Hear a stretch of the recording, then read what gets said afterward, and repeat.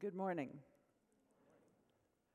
In the mid-1950s, my husband Maynard, our new baby, and I moved to Bangor, Maine. We moved there from Michigan, where my husband and I had graduated from the University of Michigan, and he had done his military service. It was October, turning cold and bleak after the beautiful autumn leaves had fallen. I was terribly lonely. Maynard's job required him to travel most of the week. We had only one car, so I was essentially housebound. The change from my active, involved, independent life in Michigan was almost overpowering. I was desperate for stimulation and friendship. During the winter, there was an announcement in the local paper that a community theater was going to present the play The Women by Claire Booth Luce. There were 26 roles, all for women. I hoped to get a small part, more for the opportunity to meet the women than for the involvement in the play. My wish came true. I got a role which didn't take me away from the baby too frequently, but which afforded me the opportunity I craved.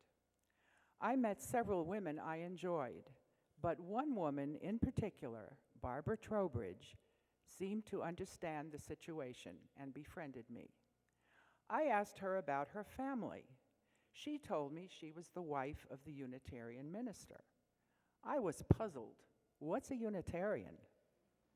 She started to explain this unusual organization, which didn't sound like any church I had ever heard of. I was puzzled. She then asked me if I liked to sing. I said I did. So she asked me if I would like to try out the choir at the church. Why not? I got a babysitter for the evenings of the rehearsals. Barbara drove me there, and my husband was home on Sunday mornings. What an exciting discovery! A church that believed what I did. I was one of those Unitarians who didn't know I was one. The minister and his wife had gone to Maine from New Mexico, an unknown place far away. Barbara had worked for what was then the Albuquerque National Bank, which is today the Bank of America. Each month, she received a newsletter from the bank reporting business news, weather, much better in Albuquerque then than in Bangor, and general news of the area. Since my husband didn't like his job, and I was having climate-related health issues, we decided to move. Maynard had high school friends living in Albuquerque, and they confirmed the strong employment opportunities and the dry climate.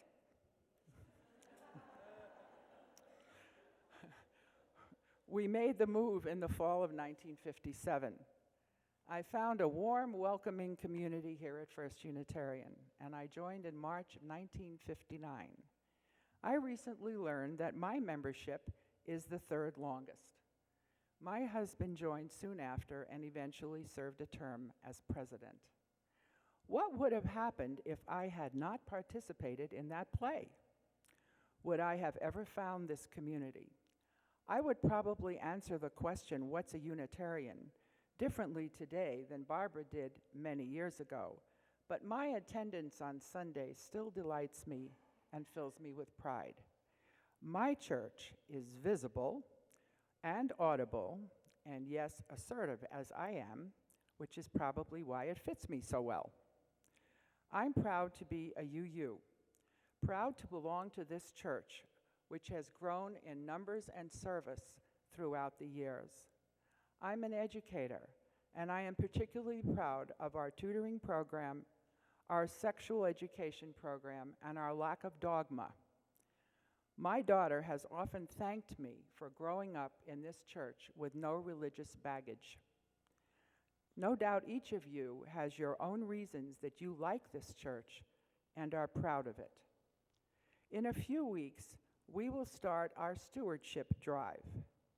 They tell me that the new building and staff to support our ministers and programs will mean that the budget will need to be increased by about 10% next year. I am planning to increase my pledge, and I hope you are too. What's a Unitarian? Whatever your answer, I hope you will have a long and strong relationship, both personal and financial, with this wonderful church. Thank you. This morning, we are so pleased to be able to honor our mural and the work that went into its relocation from that room into this one, to rejoice in its safe move, and to celebrate the artists who moved this precious icon of the church's life. We'll begin with Sarah Friedrich, who chaired the Sanctuary Aesthetics Task Force Committee that was in charge of this momentous project. Good morning. When the congregation was contemplating a new sanctuary, you made it clear that you wanted the mural moved, but that directive did not come with an instruction manual. So, when the board asked me to head up the sanctuary building aesthetics team, whose job it was to actually figure out a way to do it, I started to say to myself, really? Can it be done? I'd like to introduce the able team that hung in there and got the job done. There are only 4 of us here this morning. There's another 4 people that I'll mention that are not able to be here today, but this is Shara Adkisson, Dawn Lunt, and Angus McPherson, and I'll introduce the other gentleman in just a moment. The people who couldn't be here, oh, and I'm sorry, Christine. Oh, Christine, I have her here. Christine was on our team also. The people who couldn't be here are Rachel Preston Prinz, Carol Bonda, and Jeremy Alford. And all these people brought their unique talents to the work of the committee. I'll watch for more completed projects from our team in the next few months. The mural's designer, Alexander Gerard, loved New Mexico and was a great friend of our architect at the time, Harvey Hoschauer. Gerard was already famous in mid-century design circles for his groundbreaking and innovative commercial textiles. When he was commissioned by Hoschauer to create our mural, he and his son combed the back roads of New Mexico for old barn wood. None of these tiles or symbols have had any paint applied to them. They're all original surfaces. After transporting their treasure to Albuquerque, a first UU member cut the wood into over 5,000 precise pieces in his garage. In approaching this project, we asked several fine woodworkers and art restorers to give us their thoughts and advice. There were many hurdles and potential pitfalls that we faced. The most daunting at the time was that the curvature of the wall the blocks were coming off of was different than the wall that they would be applied to. Would the large 50-year-old plywood back symbols buckle and pop off of the new curve? We had to assure that the movers would use materials that wouldn't jeopardize our green building certification. How would the tiles be kept in order during takedown, transport, and reinstallation? What would we do if that old Duco cement that they were stuck to the old surface with caused irreparable damage to the old dry wood in the process of takedown? So many variables could not be predicted or planned for. We had to find a contractor whose skill and experience assured the ability to deal with any possible disaster. Needless to say, there aren't many people in New Mexico with the unique skill set we needed, and several prospective contractors ran the other way when they figured out how difficult this project could be. As crunch time approached, at times we feared we weren't going to be able to fulfill the congregation's dream of the completed mural in the new sanctuary. I'd like to introduce the team who moved our mural. Stanton Lance, please come on forward here, Stan. Come on over. Thank you.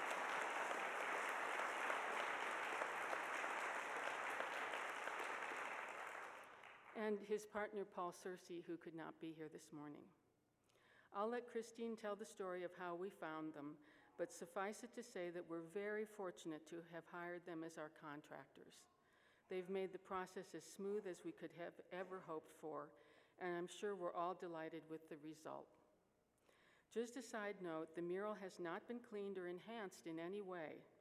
The brighter colors are simply due to the direct light in the alcove that is the correct color spectrum for displaying this kind of art. I'm sure Gerard and Hoschauer would be amazed at how beautiful the old girl is in her new home. And Stan, did you bring the little plaque up with you? Okay. There is Gerard's signature is on the mural over on this left-hand side, and Paul made how could I do that? Stan made a plaque. He does fine inlay work, and made a plaque that says, relocated 2013, Stanton Lance, Paul Searcy, and that's going to go over there near where the Gerard signature is.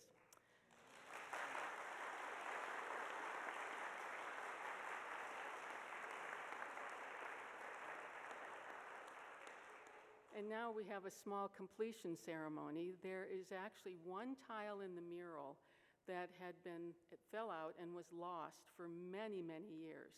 So many years that at one point, Nick Delalis made a new tile none of us knew about it, and stuck it in there. It's down at the bottom there.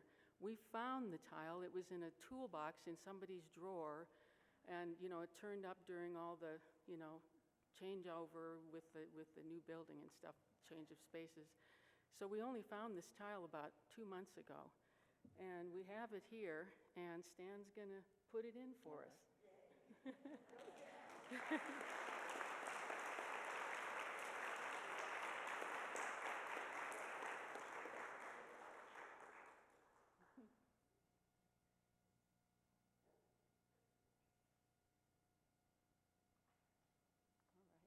Thank you.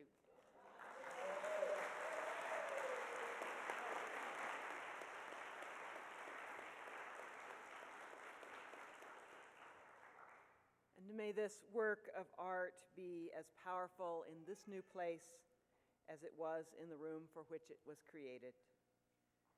May it continue to nudge us towards world community, human understanding, and an honoring of the many ways the sacred is found in human lives.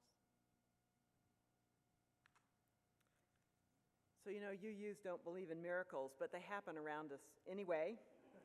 And finding Stan and Paul was a sort of a miracle, a serendipity, a coincidence, an amazing thing. Here's the story.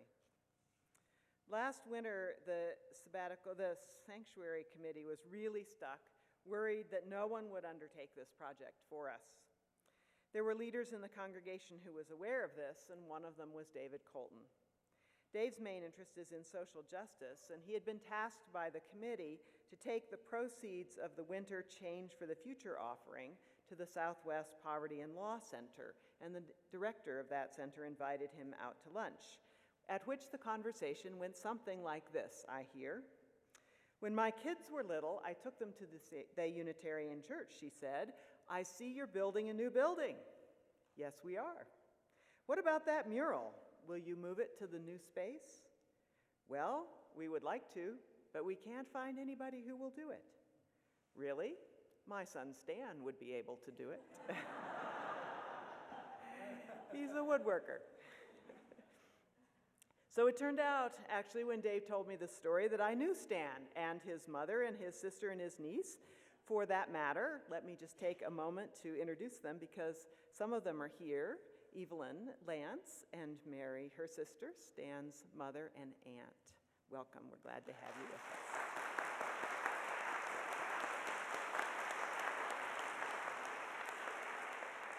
And I hope you as a family take pride in this accomplishment of Stan's too.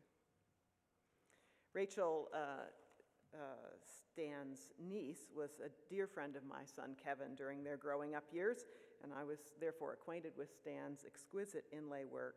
He makes beautiful boxes and other small items, and I realized that he might indeed have exactly the skills necessary to move the mural, and from there, well, it was a match made in heaven. So don't you think there's a little magic in that story, a little bit of a miracle?